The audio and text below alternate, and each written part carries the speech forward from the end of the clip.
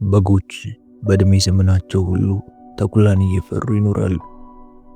በመጨረሻ የእረኛው ራት ሊሆኑ ነገር። በአንድ ስፍራ ብዙ በጎች በለምለም መስክ ላይ ለግጦሽ ይሰማሩ ነበር። በጎቹ ሁልጊዜ ከሚመጣው ተኩላ በቀር ሌላ የሚያስፈራቸው ነገር አልነበረም።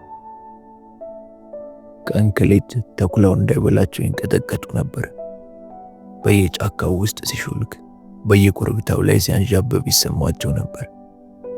ሕይወታቸውን ሙሉ በፍርሃት ተውጠው ይኖራሉ። ከግጦሽ ሲመለሱ ብዙውን ጊዜ እረኛቸው ወደ ጉሮኗቸው ካስገቧቸው በኋላ ከበጎቹ መካከል የሰባውን ይወስዳል። ይህም በየጊዜው የሚደጋገም ተግባር ነው። ይህን የተረዱ አንዲት አሮጊት በግ እንዲህ አሉ። በጎች በእድሜ ዘመናቸው ሁሉ ተኩላን እየፈሩ ይኖራሉ። በመጨረሻ የእረኛው ራት ሊሆኑ ነገር። ወዳጄ፣ ጠባቂ ነኝ ያለህ ለምን እንደሚጠብቅህ ተመልከት። ከሩቅ የሚጮህን ተኩላን ከመፍራት ይልቅ በቅርብ ያለውን እረኛ ልብ ፈትሽ። አስብቶ ማረድን እንደ ጥበብ ይቆጥሩታልና፣ የታመንከው ሊጎዳ ይችላልና። የውጭውን ጠላት ብቻ አትፍራ፣ የውስጡንም ጠብቅ።